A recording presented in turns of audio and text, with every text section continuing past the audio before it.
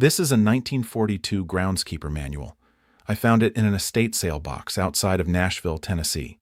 One page inside, page 34, describes a weed prevention method that hasn't appeared in a single mainstream lawn care product or program since 1950. I tested it.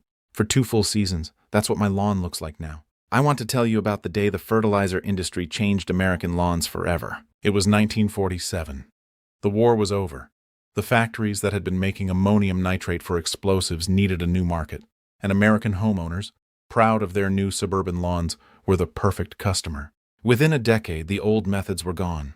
The groundskeeper manuals, the university bulletins, the handwritten notes from estate caretakers and golf course superintendents quietly shelved, out of print, forgotten. But not all of them. I've spent the last 8 years collecting pre-1950 agricultural bulletins and grounds maintenance manuals. I have 26 of them, some from university libraries, some from estate sales, some from retired groundskeepers I tracked down in Texas, Iowa, and Tennessee. And in a worn 1942 manual produced by the United States Golf Association, a maintenance guide for wartime grounds crews working with no budget and no access to synthetic products, I found page 34. 1 page. 12 sentences. A method for suppressing weed seed germination naturally that the industry has had no financial interest in telling you about for the last 75 years. Today I'm going to walk you through exactly what that page says, what the ingredient is, where to get it, and why Iowa State University confirmed every word of it in 2003, in a study that quietly disappeared from mainstream lawn care advice within 2 years of publication. Stay with me through the end, because I'm going to show you the exact timing window that doubles the effectiveness of this method. Get the timing wrong by 2 weeks, and it does nothing. Get it right, and you won't see a crabgrass plant for years. Let's get into it. Let me tell you who I am and why this matters. 35 years. Over 800 lawns across the country.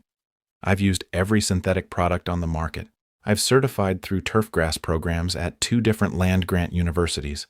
I've consulted on municipal sports fields, private golf courses, and residential properties from the Texas Hill Country to the Tennessee Valley. And here's what 35 years teaches you that no product bag ever will. The lawn care industry is not structured around solving your problem permanently. It's structured around managing your problem indefinitely. A permanent solution means you stop buying. A managed problem means you buy every spring for the rest of your life. The old manuals didn't have that conflict of interest. The men who wrote them, estate groundskeepers, golf course superintendents, university extension officers, had one job: produce a great lawn with whatever was available.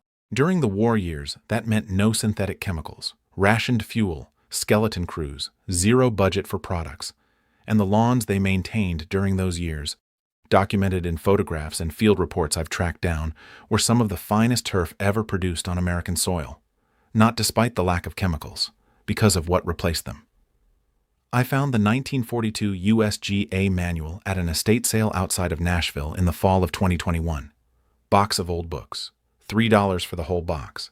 I almost didn't buy it. I got home, sat down at the kitchen table, and went through it page by page.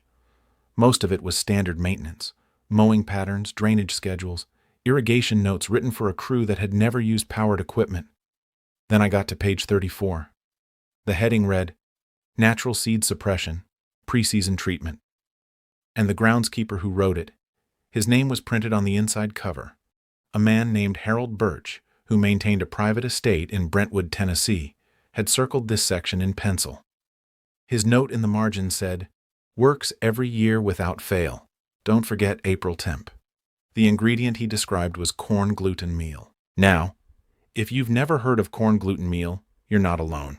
Most homeowners haven't. It's a byproduct of corn wet milling. It's used as an animal feed supplement. It smells vaguely like corn chips, and it contains a naturally occurring protein compound that prevents weed seeds from forming the root structure they need to survive past germination.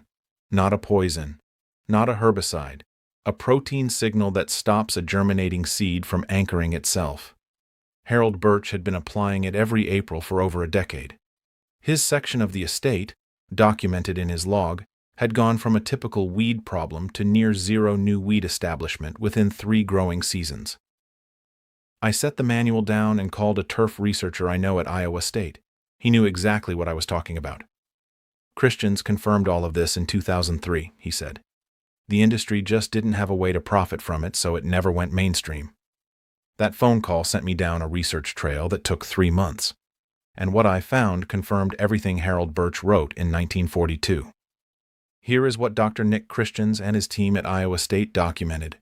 Corn gluten meal, when applied to lawn soil at the correct rate and at the correct soil temperature, releases a group of proteins called dipeptides into the soil water. These dipeptides interfere with root formation in germinating seeds. The seed sprouts. The shoot emerges, but the root structure never develops properly. Within days, without a functioning root system, the seedling dies. Here is the critical part that most people miss when they hear about this. Corn gluten meal does not kill existing plants. It only prevents germinating seeds from rooting. This means your existing grass is completely safe. It's already rooted, already established. The dipeptides cannot affect a plant that already has a functioning root system. But every weed seed that tries to germinate in your lawn after application, crabgrass, dandelion, clover, annual bluegrass, foxtail, cannot root. It sprouts. It reaches for the sun, and then it dies before it ever becomes a weed you can see. Iowa State field trials documented 86% reduction in crabgrass germination in year 1, 91% reduction in year 2 because the seed bank begins to deplete. By year 3 of consistent application, near zero new crabgrass establishment. Penn State turf research independently confirmed similar results. Oregon State Extension published supporting data. This is not fringe science. This is 30 years of documented university research sitting quietly outside the mainstream lawn care industry because there is no branded product to sell around it. Corn gluten meal is a commodity. It costs about 40 cents a pound. It's available at every farm supply store in America.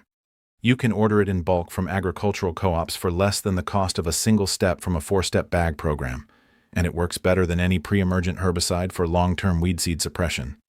Not in year 1, over the full cycle. Now, Harold Birch's margin note. Don't forget April temp. This is the piece that makes or breaks the entire method. Corn gluten meal must be applied before target weed seeds germinate. That sounds obvious, but here is where almost everyone gets it wrong. The trigger for crabgrass germination is not the date on the calendar. It is soil temperature at the 2-inch depth reaching a sustained 55 degrees Fahrenheit. In most of the American transition zone, Dallas, Nashville, Memphis, Oklahoma City, Charlotte, that soil temperature window arrives between late February and mid-March. Most homeowners apply pre-emergent in April. April is 3 to 4 weeks too late. By April in Texas, Georgia, and the Carolinas, crabgrass has already germinated. The dipeptides have nothing to stop. Harold knew this. He wrote in his 1942 log, "Apply when forsythia blooms.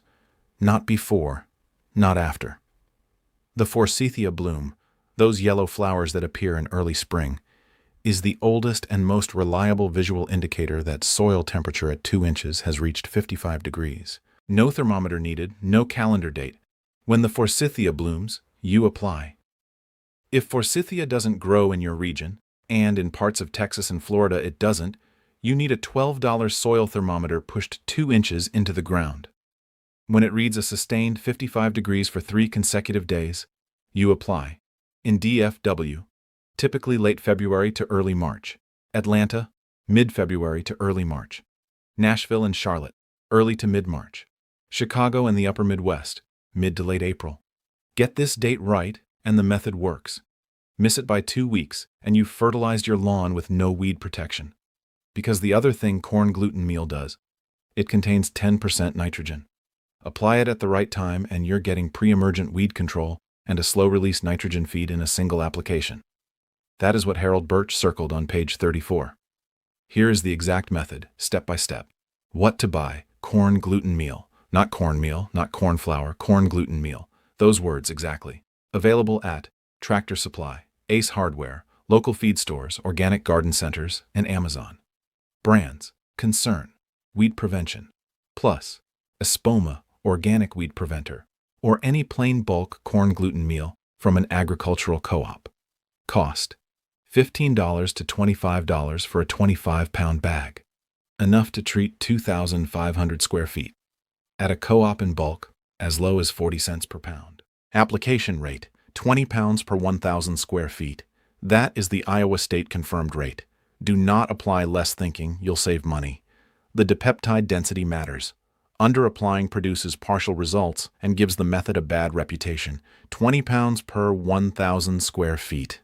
Every time. How to apply? Broadcast spreader only. Same spreader you use for fertilizer. Set your spreader to the rate that delivers 20 pounds per 1,000 square feet. Calibrate first. The settings on the bag are starting points, not guarantees. Walk at normal pace. 2 passes, 1 north-south, 1 east-west. Cross-pattern application ensures even coverage. What to do after? Water it in. 1/2 inch of water within 24 hours of application. The dipeptides activate in soil water. They must be wet to work. No rain in the forecast? Run your irrigation for 20 minutes, then leave it alone. Do not disturb the soil for 3 to 4 weeks after application. Aeration, aggressive raking, or overseeding within that window disrupts the dipeptide barrier in the top 1/2 inch. What not to do? Do not overseed at the same time. Corn gluten meal cannot tell the difference between weed seed and grass seed. It will prevent your grass seed from rooting the same way it prevents weed seed. If you need to overseed, do it in fall, not spring. Spring application is for prevention only. Here is why this method is fundamentally different from synthetic pre-emergent. Synthetic pre-emergent herbicide, prodiamine, pendimethalin, creates a chemical barrier in the soil that blocks germination. It works in year 1. Then it breaks down. You reapply, you stay in the cycle. Corn gluten meal does something different. Every year you apply it, you're also nitrogen feeding your existing lawn. Thicker, healthier, denser grass. And year over year, the weed seed bank in your soil depletes. Weed seeds are not immortal. They have a germination window. If a crabgrass seed cannot germinate for 3 consecutive years, it loses viability. It dies in the soil. What Iowa State documented was a compounding effect. Year 1, 86% reduction in new crabgrass. Year 2, 91% reduction. Year 3, the lawn becomes largely self-defending because you're not just blocking the weeds, you're draining the reservoir they come from. Synthetic pre-emergent blocks. It does not deplete. Every spring you stop applying, the seed bank is still there, full and ready. Corn gluten meal, applied consistently for 3 years, can functionally empty a lawn's crabgrass seed bank. That is a permanent solution. That is why no one in the mainstream industry talks about it. Before I get to the mistakes in the results timeline, I want to show you something. Corn gluten meal handles new weed seed germination. What it cannot do is kill established weeds already growing in your lawn. If you've got crabgrass that survived last season, dandelions that are already rooted, broadleaf weeds with established crowns, the corn gluten meal won't touch them.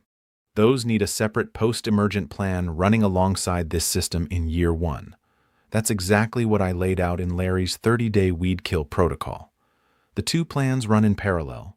Corn gluten meal handles new seeds, the protocol handles existing plants, and by the end of year 1, you've hit the weed problem from both sides at once.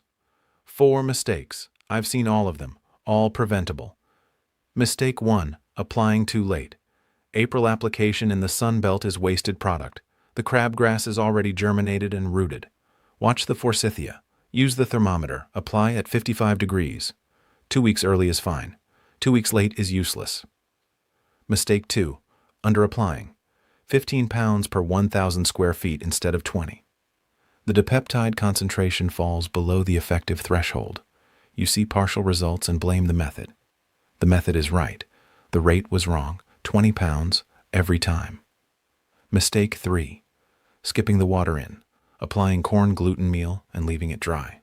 The dipeptides don't activate without soil moisture. Water within 24 hours, 1/2 inch minimum.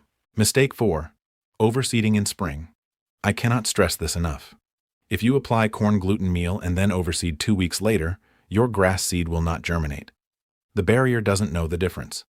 Overseed in fall. Apply corn gluten meal in spring. Never both at the same time. What to realistically expect. Honest. No hype. Year 1. First application. Within that growing season, Visibly fewer new crabgrass plants. Not zero. Fewer. If you nailed the timing, 80 to 86% fewer. The ones that got through either germinated before you applied or in areas where coverage was uneven. By midsummer year 1, your lawn is noticeably thicker and greener. The nitrogen side of the treatment. The corn gluten meal fed your existing grass as it suppressed the seeds. End of year 1. Mark the calendar. Set the reminder. This only works as a system. Missing year 2 resets the seed bank progress. Year 2, 91% reduction or better. Timing and rate locked in from year 1 experience. Post-emergent needs from the protocol are dramatically lower. Lawn is markedly thicker. Denser grass is now naturally outcompeting weeds. Year 3. Most of my clients who ran this system consistently for 3 years describe their spring lawn as finally low maintenance. Not zero weeds. Low maintenance. The seed bank is depleted enough that the few plants that do emerge are easy to catch on a weekly edge walk. That is Harold Birch's page 34. A 1942 groundskeeper in Brentwood, Tennessee, working with no budget, no chemicals, and no 4-step program, figured out a weed suppression system that Iowa State University confirmed 60 years later in peer-reviewed research. Corn gluten meal. 20 pounds per 1,000 square feet. Applied at soil temperature 55 degrees, when the forsythia blooms. Watered in within 24 hours. Repeated every spring for 3 years. That's it. Trust me on this one. Harold Birch was right in 1942, and nobody's been selling it, because nobody can make money off something that works this well and costs this little. See you in the next one.